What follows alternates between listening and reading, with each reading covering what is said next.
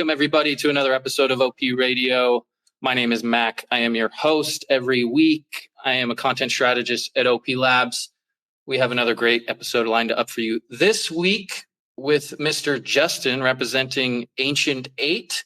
I think before we get into that's kind of tough to say, Ancient8, Justin, how about a little background on yourself, who you are, and what you do, as much as you're comfortable sharing on air here? Yeah, absolutely. A little tongue twister to start the day off for you, man. Yeah, so I'm Justin. Right. I am the head of community here at Ancient8 and also working alongside with the partnership and BD team to build here at A8. And my background is primarily in marketing. I have 10 years in traditional marketing in the Web2 space. So that's primarily my background. I actually was doing marketing as a freelance marketer while traveling through Southeast Asia. And my journey in Southeast Asia took me to beautiful Vietnam, where I eventually stumbled across an opportunity to join Web3. And I kind of on the lookout for a great company to join and definitely wanted to be in the NFT and gaming space. And that took me across meeting some of the team here at Ancient8 at a crypto event. And that's kind of how I got my start here, joining the Ancient8 team. And my first start in crypto officially as a team member of a company building in the space. Very cool. So it sounds like you were kind of traveling around Southeast Asia, had some interest in the space, and then managed to meet up with the right people. And now you're working full time with A8. I'm going to call them A8 for the sake of ease, for the purposes of this space. Yeah, please do. We go by A8 a lot. Yeah. So actually, interestingly enough, as well, when I was traveling through Southeast Asia and doing freelance marketing, one of my clients in 2017 was building a platform called DAP Volume. And I was actually running the social media for his company for a little bit. And that was actually my first intro to Web3 gaming around that time. And I was covering all kinds of dApps, but the ones that I felt most intrigued by were the ones in the gaming space. So interestingly enough, it was kind of like a planting the seed kind of years before.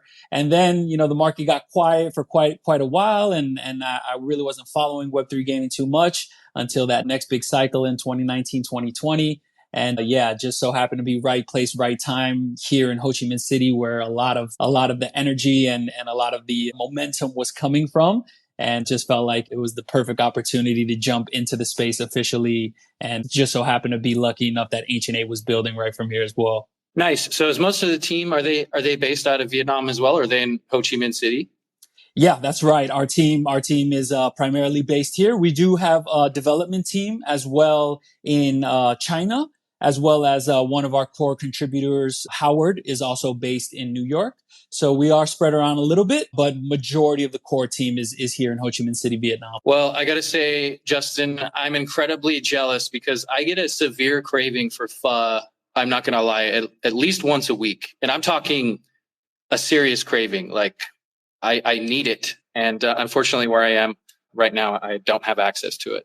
And I don't really know how to make it myself. People say it's easy, but it doesn't look that easy to me. Yeah, and it's never going to be the same as going to the little grandma out on the side street that's cooking up the pho hot and ready to go. It's a different experience for sure here in Vietnam, and you're going to pay about 10x the price wherever you're at for sure compared to what you would pay for it here in Vietnam. So I feel your frustrations, brother. It's a good reason to make your way out here for a little vacay.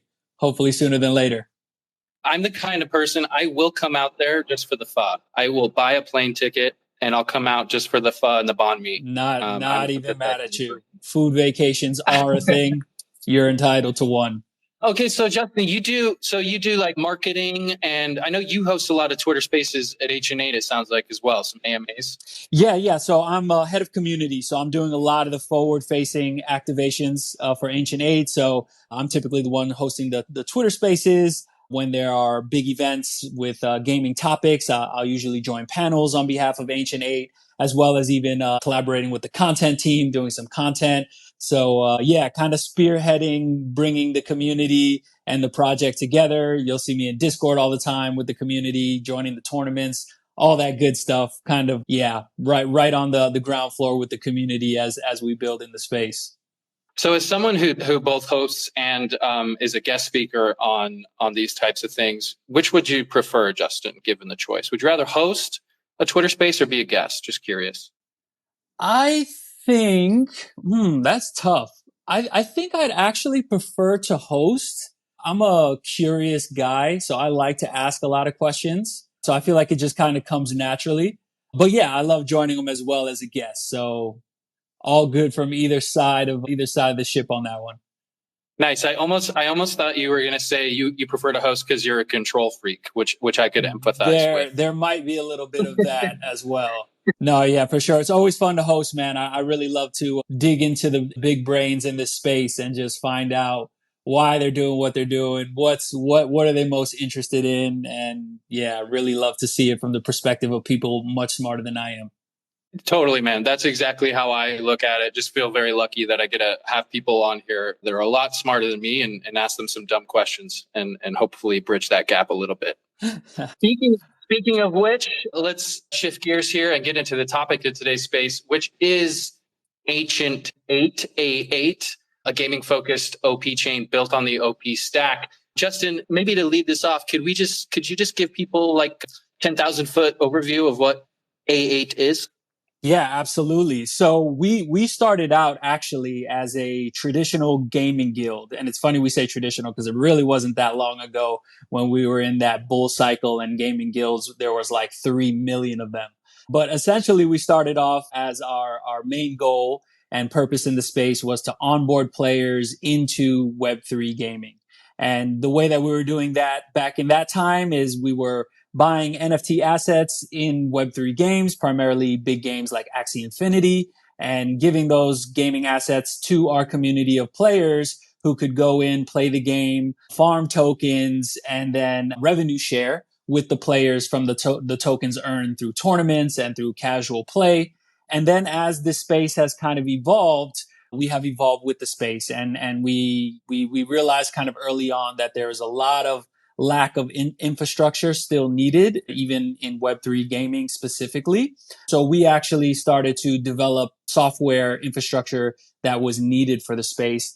And within that, we built out a full ecosystem to support game builders and also community members within Web3 gaming through infrastructure tools that basically help to serve as the distribution and marketing channels for the games that are building globally. So we help games with their go-to-market strategy with the different software products that we have, including products like Space 3, which is our game publishing platform, a game questing platform, I think is probably more easily understood. So we help game partners set up in-game quests. And we use this as a way to collaboratively market whatever objective they have at that time, whether that's they want to just get people into the game playing in a tournament or get them downloading the game just to try the beta version or alpha version, whatever's available. We look to support them from that side utilizing Space 3. And then we have Play Nation, which is our tournament organization team that sets up play testing. They set up tournaments. They join tournaments on behalf of the community. And this is really like our community, some of our most active community members. And then we have Ancient8 Dojo, which is a gaming NFT launchpad. We have our research and content portal where we do really in-depth research on gaming ecosystems and the newest news coming out within the space. And then we even have an in-house content creator team who is producing content for the games, tutorials, kind of in-depth walkthroughs, and really looking to support games from every angle and being kind of that one-stop shop that game partners can come to and have that full go-to-market strategy and plan to implement alongside us. And we've basically been able to help more than 100 Web3 games in our time through these different tools, and have also grown our community to over 200K users within Web3 gaming. So high level, that's more or less how we look to operate in the space. And now we are venturing into the newest and most exciting land, which is now becoming an ETH layer 2 that's building on OP Stack to finally tie together all these products that we've built out into one ecosystem that will live and breathe on our new ETH layer 2 chain that we're building. Yes, and before we get more into that, thanks for that description, by the way, Justin. That's a lot of stuff. And so, but it sounds like, A8 was just like embedded in the gaming space. And is that where all these products came from? Like just seeing the need or seeing problems to be solved in the space? Yeah, 100%. We really built the products that we needed ourselves to really bring the most value to the game partners as possible. So, as I'm sure a lot of people know, kind of, I would call it phase one of Web3 gaming, really attracted a lot of non-gamers into the space and a lot of people that were more on the speculation side or more on the token trading side. And we learned very quickly that the platforms that were out there were really catering more to that audience. And don't get me wrong, there are gamers within that audience, but a lot less of them. So for instance, we were hosting kind of collaborative marketing campaigns on platforms that really didn't have the user base that we knew that our game partners were trying to attract to their game, which is the reason why we built out our own platform like we did with space3.gg, which focuses on only game quests rather than quests across the broad Web3 spectrum. And this has allowed us to build a platform that has a user base of the type of users that we know our game partners want to attract. So kind of out of seeing what the need was in the space, we kind of built the infrastructure along with that to solve kind of our own problems as well as some of the problems we were seeing that our partners were having as well. I see. And then I wonder if you could sort of tie this together for me. Like, at which point did y'all decide that, oh, we're going to do this L2 built on the OP stack? Like, what's the thinking there? Yeah, so I think for us, we actually have products built on different ecosystems right now. So for instance, space3.gg is actually built on top of BNB, and we built our Launchpad, which was our first product that was built on Solana and then built out to also be compatible on Polygon. And we really wanted to make onboarding as smooth and easy as possible. So with a lot of our platforms, we are covering things such as gas fees to make the onboarding process really smooth for newcomers in the space. And what we found out very quickly is, of course, there's a very significant cost associated with scaling this. And it made a lot more sense for us to actually kind of double down on that cost as also an acquisition cost and make that an opportunity that makes a lot more sense for us at scale and allows us to have a little bit more control there, as well as participate in more of the upside as we're acquiring a lot of users through a lot of the work and collaboration that we're doing. We are bringing more value not only into our ecosystem, but into the upside of the business as well. So we found that it made a lot of sense for us to just kind of naturally go towards this next step, which was to tie in our products rather than have our products spread across different chains, to tie them into one chain and allow us to create a full ecosystem for the gaming partners there. And of course, this doesn't stop us from being able to collaborate with games that are built on other chains, but it does allow us to drive value back to the brand and also back to what we're building long term. Speaking of long term, I wonder if we could ground this just in this larger long term vision for A8. What is that vision? Yeah, so for us, our goal is to onboard millions of users into the space via gaming. We think gaming is one of the best use cases for the blockchain that exists. Actually, we believe it's the best use case for the blockchain that exists in terms of potential for what can be done in terms of onboarding lots of users to try out their first blockchain product for the first time. We believe that gaming is kind of that leading entrance to that. And that's our goal, is to build an ecosystem that allows us to help the Web3 space grow through the space of gaming. I got to ask, Justin, because people are they're gonna wonder, why do gaming on a blockchain? Like, what extra things does it provide? Like, why do it? It seems like it would be harder to do. So why do gaming on a blockchain? Yeah, it's definitely a question that gets thrown around a lot, and with good reason. There are some people that believe it's not necessary at all. But what we have seen in terms of where we think the big value add is, so I guess to preface even better here, is there are two different types, I would say two major categories within gaming. There are games that are, I would say, fully on-chain games, where all of the logic is completely on chain. And then there are games that are most of the logic is off chain, but they have things such as gamer achievements and skins and item ownership on chain. So we think that the really Hybrid approach. more of a hybrid approach, exactly. So for the hybrid approach, where we see that as being super valuable, is things such as gamer achievements, right? Being able to have those achievements be on chain, and then new games popping up within ecosystem and being able to reward gamers based on achievements that they've hit within other games is something that has never existed before and could be really cool. Skin trading. Right now, skin trading is completely done via a black market, and the most successful black markets are doing it utilizing crypto. So it's kind of already there, but it's breaking TOS for the games that they are doing this type of trading within. So items could be lost, money could be lost just because players want to trade items. So we know that players want to do this because they're already doing it.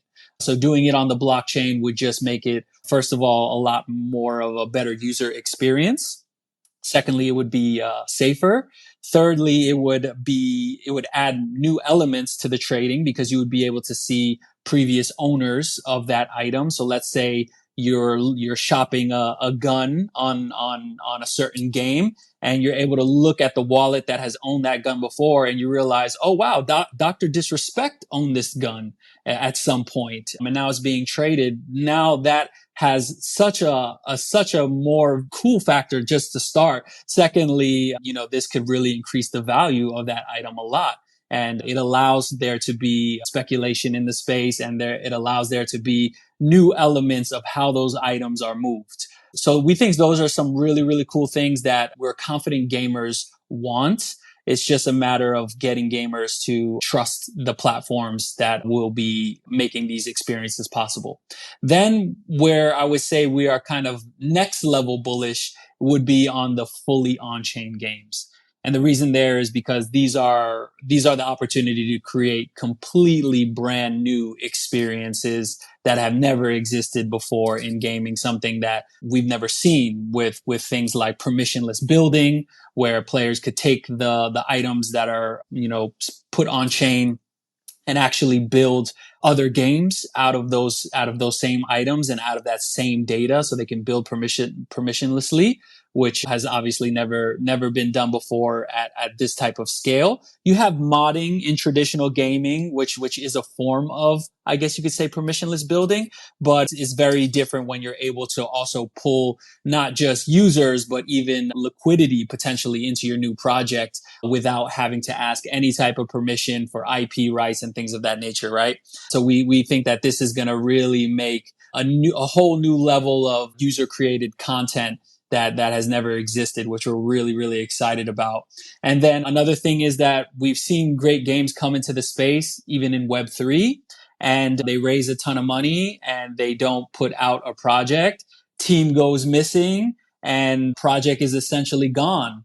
But with fully on-chain games, once that product is put into a smart contract and put on the blockchain, no matter what happens to the team, that product will live on chain, and users can continue to interact with it at any point. So this creates infinite games, if you will, which is a really, really exciting idea as well that has yet to be discovered.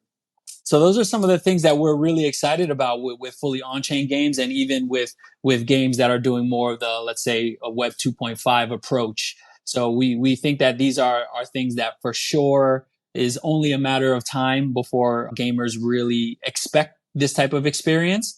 And we feel that we're real early to the party there. Man, so much interesting stuff there. Thank you for that, Justin.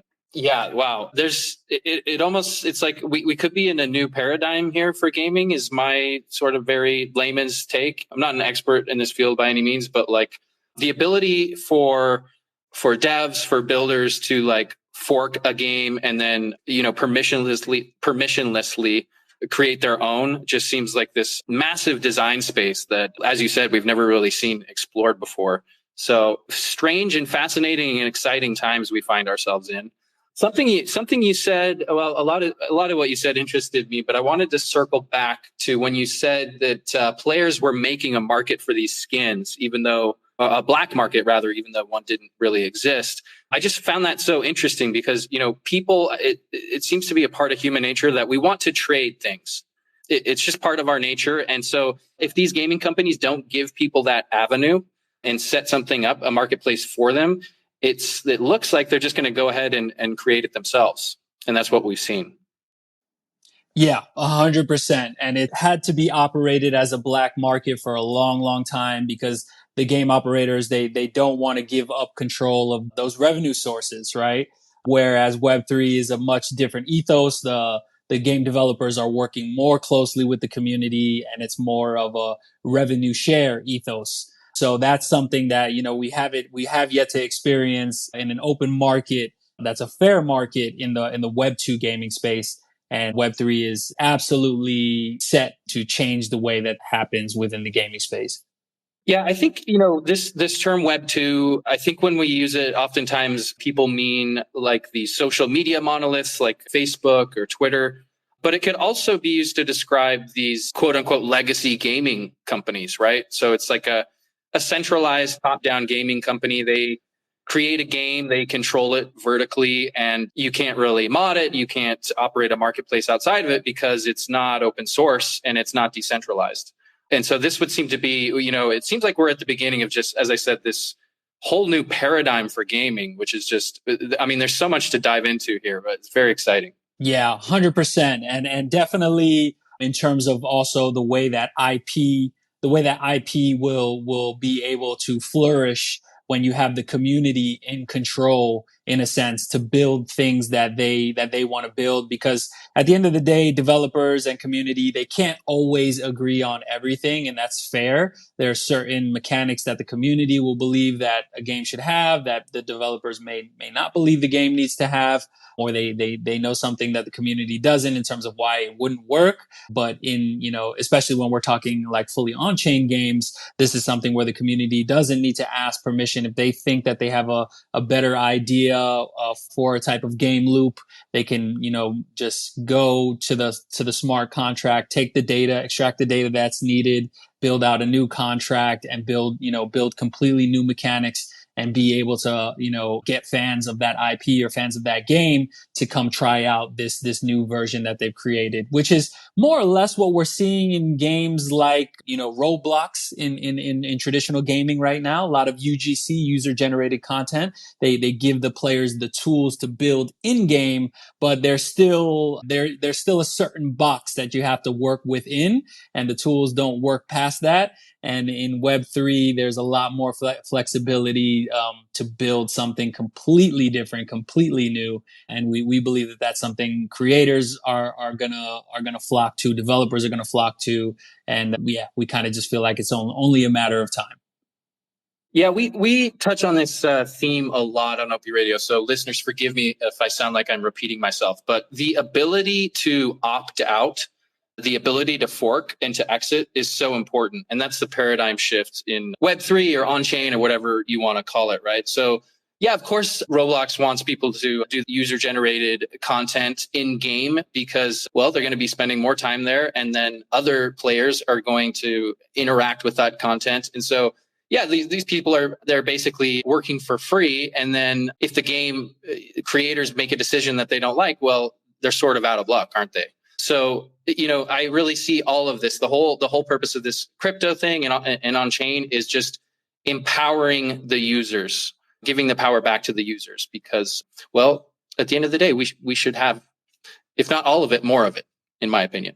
Yeah, it allows us to have a brand new experience.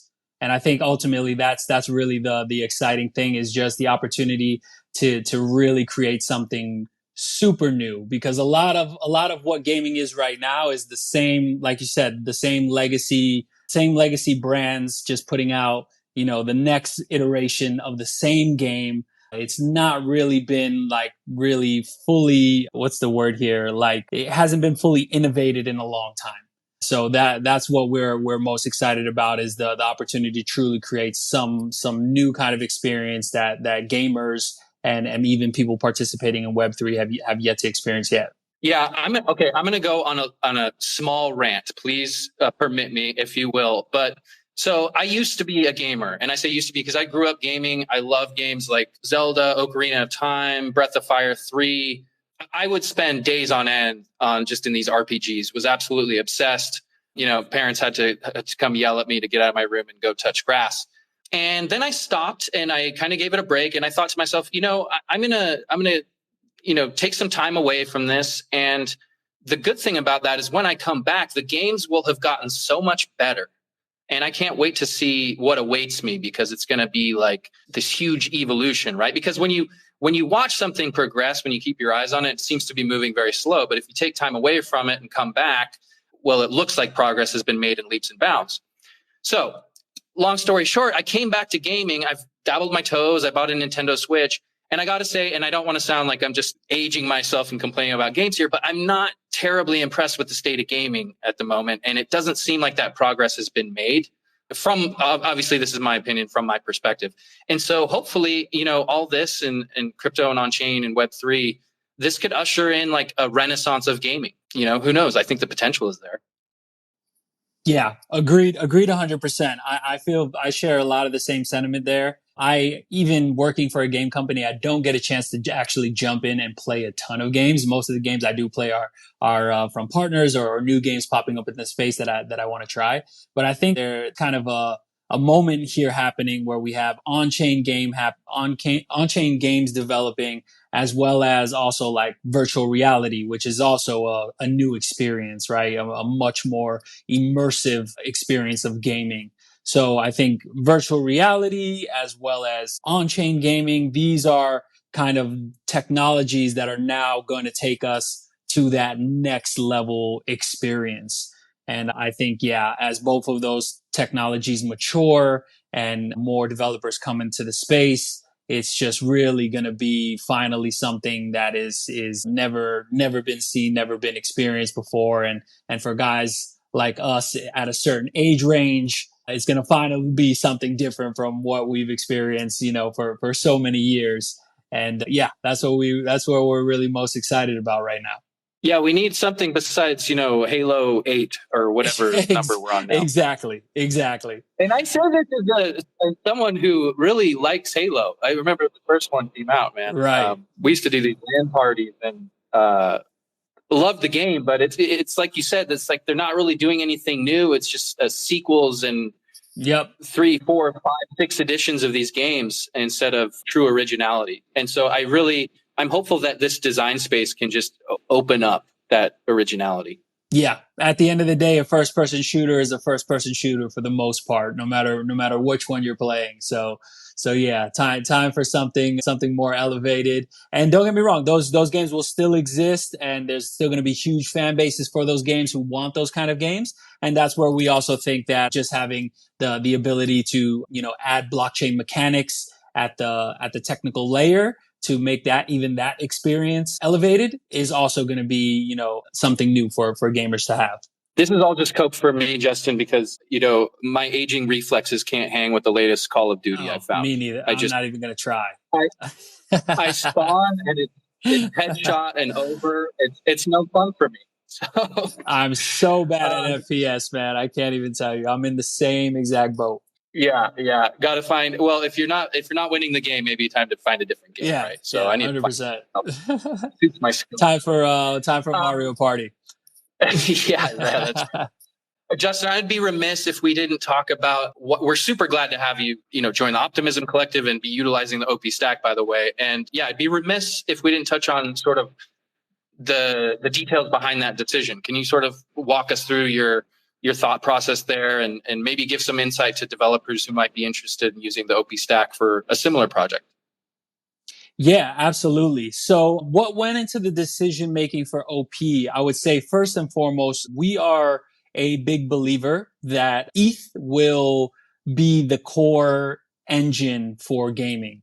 That is the technology we're super bullish on for many different reasons, including scalability, including security, in terms of just having the most users. So there's really a lot to be said in terms of where we are in being most bullish on ETH specifically. And we believe that ETH deserves to have a gaming focused team that is making gaming really accessible and really possible on Ethereum. And we think that Optimism is the best technology with the Optimism superchain to help us be able to really scale gaming in the way that it needs. And that's really the core of why our team decided to choose OP Stack.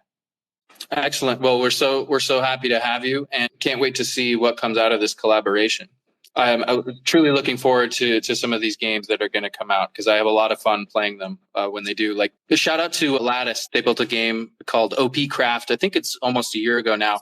And actually, that game, I had the most fun I've had in a long time gaming. And we got a few colleagues and coworkers together and played that together. And it was a fully on-chain sort of clone of a game, a popular game people are probably familiar with, and I had a blast doing that. So I hope to see more of that come out of Ancient8. And what was the name of that game? OP Craft. OP Craft. Okay, cool. I'm gonna note that down. Yeah, Definitely gonna have to check that out. Check it out. There's the team that did it, Lattice, is super smart and talented folks. They did a guest blog post on the OP Labs dev blog. So check it out. It kind of goes into the details there. Yeah, and anyway, yeah, definitely I'm ready. will. I'm ready for the return, for the renaissance of fun games. Yeah, man, absolutely. Yeah, and I think one last thing too that I should touch on in terms of our decision around OP as well is, you know, the security side of gaming is so big, so important, right? You know, we saw some things happen in recent times, big hacks, really things that could absolutely be detrimental to a team. And for us, the security was one of the biggest factors. And, you know, when it comes to security and, you know, dealing with operating nodes, there's a ton of responsibility there, and you really have to be sharp on every single edge to take on that type of challenge underneath your own technology. So for us, partnering with a platform that you know has those standards already set and allows us to know that the security infrastructure is super solid, for us was like gives us peace of mind to focus on what we do well, which is user acquisition and building community and go to market. You know, those are the things that we specialize in. We'll leave the tech to the real top level big brain tech guys and girls. And that allows us to, really zone in on what we do really well and bring gaming to Ethereum. Yeah, security absolutely crucial, and these security engineers, their watch never ends, right? It's a constant battle. And you know, one of the great things is with more core contributors coming on, like Base, is just more and more eyes on the OP stack, and more people that can look for those flaws. Because as I said, it's a never ending war, right? It's an arms race that never ends. So, but absolutely, super glad to hear your confidence in the OP stack there, and couldn't agree more with you, Justin. I feel like we're coming up to winding this thing down. Is there anything you want to discuss before we close this out? Maybe the current state of the project and any future plans, what people can expect going forward. Absolutely. So I guess I'll start first with where we're at with the chain. So we are currently on testnet right now. Testnet is live. We have a few game partners that are already testing on testnet.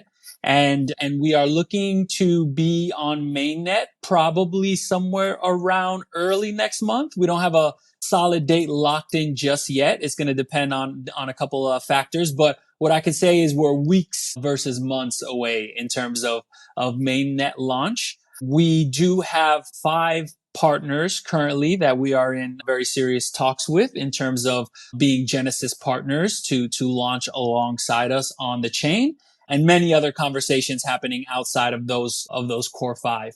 Not able to drop too much alpha on the names just yet, but what I would say is definitely stay plugged in with us here on Twitter, on Discord, whichever your platform of choice. We're everywhere, and there'll be some news on that very, very soon from the chain side.